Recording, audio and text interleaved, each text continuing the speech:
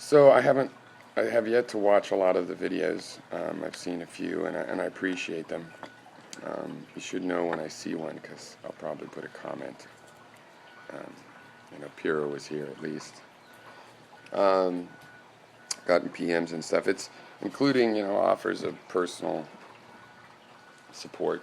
Uh, you know, Call me if you need to, or we could talk. That's great. It's odd to me. I think I appreciate the sentiment. It's the thought that counts. But I guess one thing is that becomes clear in this is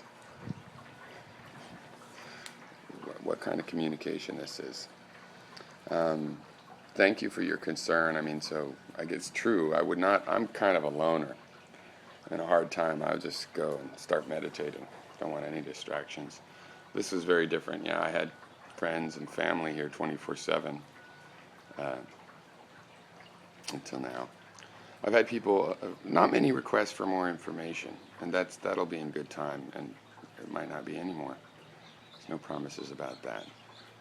This isn't. I thought about just closing down my channel, and I thought about keeping it open and not mentioning it, but that wasn't going to work because my whole outlook has shifted. I don't have any new uh, philosophy systems. I have a lot of new stuff to think about with them, ones I have. But I'm definitely the proportions and the order, the methodology of which vetoes who on which kind of decisions. That's getting rearranged. Um, but I've had people with me pretty much constantly, well, literally constantly, including my ex-girlfriend that was a Hanai mother, you would say, to my daughter. Up until this weekend when I took a trip to California and back. So that's what I wanted to talk about. Jesus, I just hate traveling. And I think traveling by plane, I mean, I don't hate traveling, I like it, but traveling by plane is just annoying. It's degrading. They don't treat you well at all. We had an economist class thing, last minute ticket, so I got auto bumped to first class on the way there. They even the first class is like, it used to be an economy now, basically. And only a few things that were never free in economy are still free in first class, but you pay through the nose for them. It's hardly free. Like give somebody an extra $1,000 for some leg room, and you get some food that would have been used to serve in the economy cabin. The boxes and stuff are better in a lot of ways, and you get some free drinks, which I don't really want. So, and a hot towel and stuff. But used to be first class. And you call the person, they had very few people to take care of, and it was like a good waiter at a good restaurant. Now it's just like, why'd you guys set that light off? Because we're freezing, the air conditioning is at 45 degrees. But we had two legs, have to go to Honolulu, and then the mainland. LAX, and our flight was 5 hours delayed, but they wouldn't even say delayed. They said, well, here's the estimated time, but actually it's still considered tentative. And then they wouldn't tell us anything about why I wasn't coming. People looked up on the internet, found various things, maybe a mechanical thing. But really, everybody that's been flying by United this weekend, and people that had been on 2-week trips, they all had just incredible troubles and missed connections. It's just terrible. Terrible service. I mean, we were there for 6 hours and we're asking, well, what's going on with the plane? When's it going to come? They're being really rude, like, well, we're dealing with another plane. I'm here 6 hours early, not from choice. I'm not even early. You're late. We're some of your current customers. No, you're not. When we got out of the plane, it was pretty much just like 10 minutes till boarding time was supposed to be. So we go to the board and it's not up there. It's like, oh, this plane has a problem, so we're not even going to put it up there. The people are showing up wondering what's going on with the plane still. That's why it's on the board, not as a point of pride for the airline. This is a plane that's running. Ooh, this one is running. It's crazy, and they wouldn't tell. I took a nap in the airport. I woke up, I go ask, and the woman is like, well, I don't know. How would I know? And you're paid to be here. I'm paying to be here. I don't know. Why would you know? I was told we board at 8. It's obviously the plane isn't here. And she's like, oh yeah, it's 9:30 now. Oh yeah, so you did know something, as little as it was. And at one point they said, well, as you can see, the plane is late because it's not here. That's not why it's late. That's barely an observation that it's late. We already knew that, by the way, as she noted. Yeah, it was and they make you take off your shoes and get now I got nudie scanned like 3 times each way, and it's like, so I'm supposed to submit to that, but they don't think that maybe, 150 people want to know why they're waiting. Maybe that will help them deal, or in some cases for travelers, know how likely it is. It was cleaned late. There was a backup because of a storm. These things lead to different kinds of eventualities. Mechanical problems, for example. If you're in your hometown, you might want to go home and wait, or get a hotel, or, depending if you're traveling with kids or what, These 6-hour layovers, it might be important to know that. Ridiculous.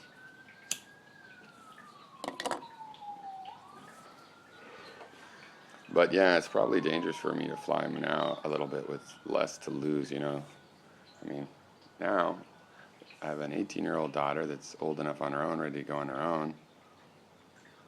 And my other daughter will never leave, but I have to spend the night talking to the TSA because I didn't take off my shoes.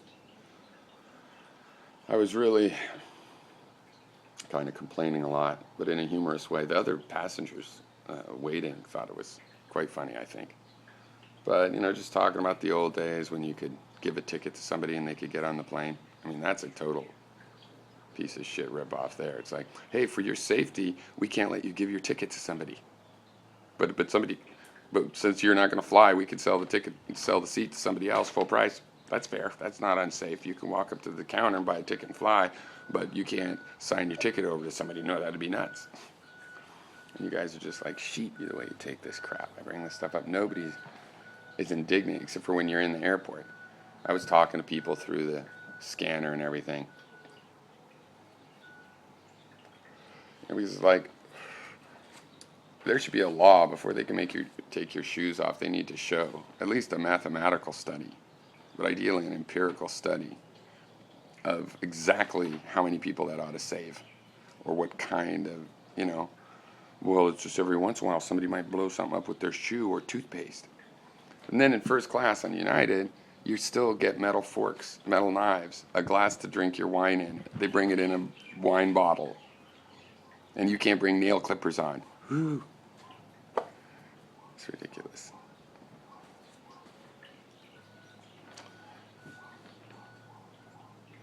We're totally being treated like cattle in this TSA thing. And it's terrible that they've taken over the air marshals, because that used to be, the FBI has a mixed, as a liberal activist, realist, political realist, a geopolitical realist, let's say.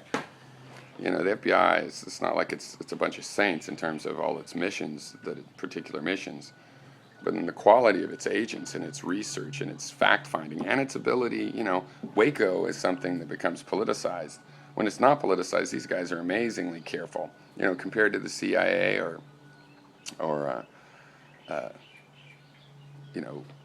even what the Army Rangers and the Navy SEALs have to do, where, they go in on just, cleaning stuff up is killing everybody. The FBI has a much better, they can tell the difference between a red herring, or they stumble on something that's an issue but not the issue they're dealing with, and keeping it all in proportion. And TSA is the opposite. It's like seems like, due to increased security levels, the TSA has hired incompetent route people to inconvenience you. And if somebody gets really mad about that, you're probably the terrorist. Yeah, that's a great way. Anybody that, it's like, it's on the principle that anything annoying is helps security, because you see, if you have nothing to hide, then you don't mind anything they do. So if you mind what they do, you must have something to hide. So it really doesn't matter what they do so long as it's annoying. So that's basically the logic. And this organization, now that it's gone, it's not just people, the airport x-ray operators. which granted, it doesn't have to be FBI quality security, but their security organization now goes all the way up, I guess, to these air marshals, which is a pretty, among the criminal justice, that side of police work. That's a pretty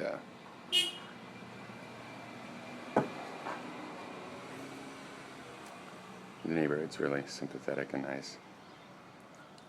Yeah, I didn't have to cook or think about anything like that. People just brought groceries and everything. It's very nice. It's a relief, and it's hard to get back to a more independent lifestyle. People can't take care of me forever.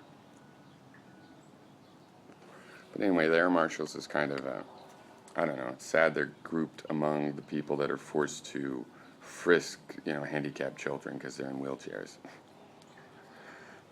Now they're going to have the fast screening procedure where people are allowed to keep their toothpaste if they're pre-approved. You guys don't see where that's going. Anyway.